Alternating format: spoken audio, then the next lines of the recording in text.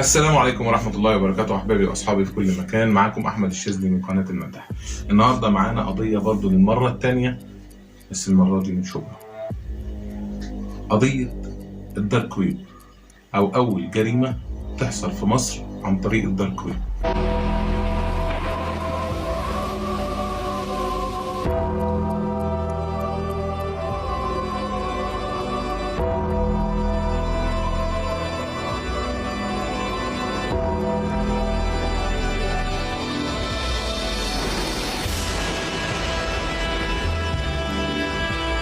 تفاصيل مرعبة وصادمة كشفتها تحقيقات النيابة العامة في واقعة العثور على جثة طفل عمره ما تجاوزش ال 15 سنة جوه شقة في منطقة شبرا الخيمة، وقام القاتل بشق بطنه وأخرج أحشائه بهدف الإتجار بالأعضاء البشرية.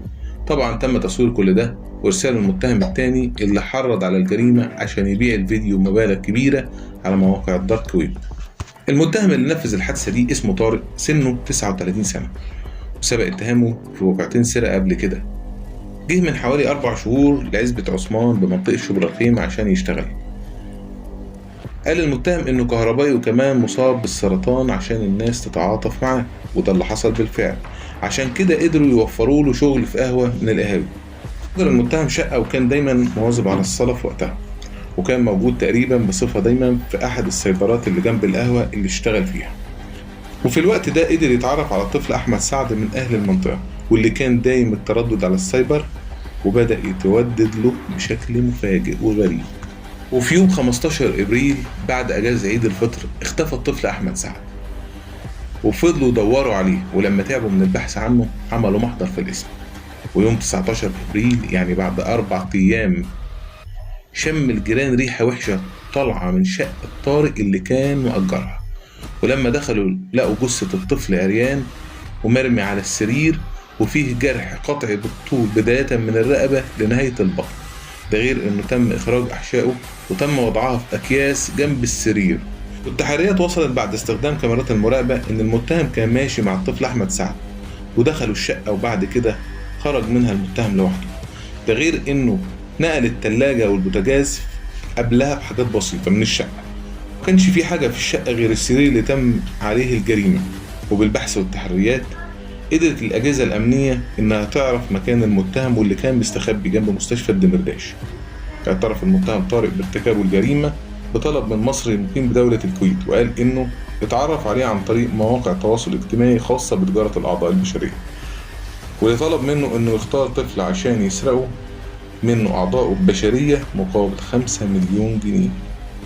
وانا مش رايح غير انا طالبه اقتصاد، وان شاء الله هيرجعوا تاني، وان شاء الله في تاني. والله العظيم 5 مليون جنيه على انسان ضحيه. روح روح روح يا عيني. ليه كده؟ ليه كده؟ حسبي الله ونعم الوكيل. وبعد اختياره لضحيته عرضوا عليه عن طريق تقنية الفيديو كول، وطلب منه المصري المقيم بدولة الكويت قتل ضحية جديدة عشان يسرقوا أعضاءه البشرية، ويتم عملية انتزاع الأعضاء ونقلها عن طريق تقنية الفيديو كول برضه. وقال له هبقى أقول لك على الخطوات التانية بعد ما تقوم بالمهمة دي الأول. إلا إنه بعد قيامه بتنفيذ اللي طلبوا منه واتفقوا عليه، إلا إن السلطات كانت سابقة بخطوة وتم القبض عليه. وبعد التحريات قدرت السلطات تعرف هوية المتهم المصري المقيم بدولة الكويت واللي كان بيحرض على ارتكاب الجريمة دي، وطبعا غيرها عن طريق موبايل ملك والده، وتم الوصول ليهم والقبض عليهم عن طريق الانتربول الدولي، وكان معاهم أجهزة إلكترونية وتم ترحيلهم إلى مصر.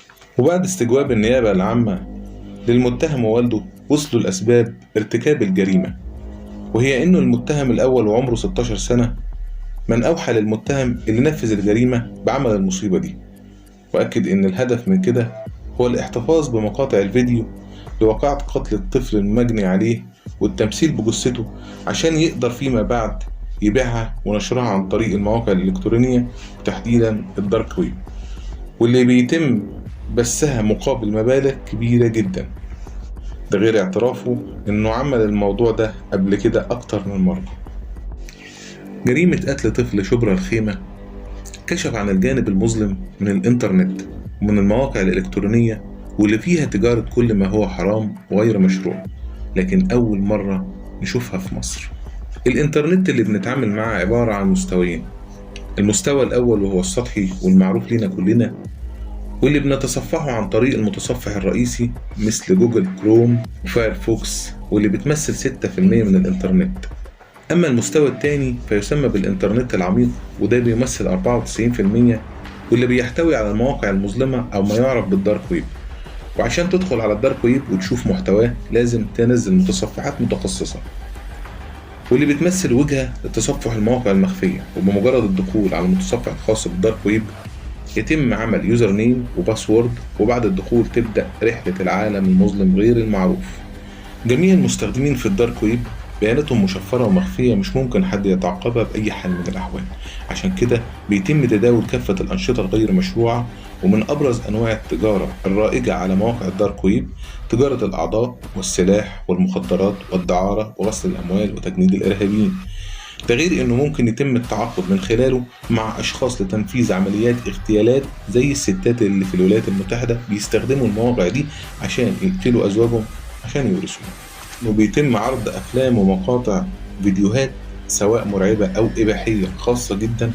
ده غير إنه ممكن تباع الفيديوهات دي بمبالغ كبيرة قوي زي ما قلنا قبل كده.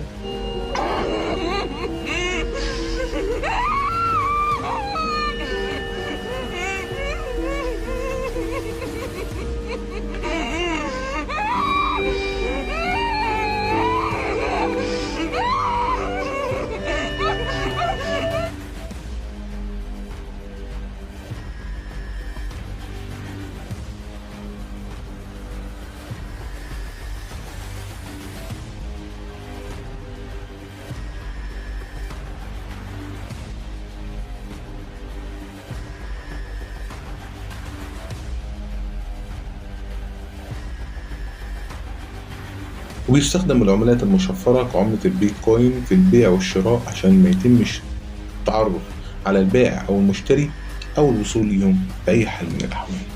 وبين أحبابي وأصحابي في كل مكان، نكون وصلنا لنهاية قصتنا النهاردة أو حادثتنا النهاردة في منطقة شبرا الخيمة، واللي معروفة بأول حادثة من نوعها في مصر عن طريق الدارك ويب. طفل أحمد 15 سنة، ربنا يصبر أهله. ودي واقعة تعلمنا حاجة مهمة جدا، إن لازم نخلي بالنا من أولادنا، لازم نحافظ عليهم، ما نسيبهمش للدنيا تعلموا. لا، احنا دي مهمتنا، المراقبة. نراقبهم عشان نحافظ عليهم. كان معاكم أحمد الشاذلي من قناة المداح وحادثتنا النهاردة، ويا رب نكون استفدنا منها حاجة النهاردة. وأتمنى منكم زي كل مرة دعم، لايك وشير، تفعيل زر الجرس عشان يوصلكم كل جديد. أشوفكم على ألف خير. سلام.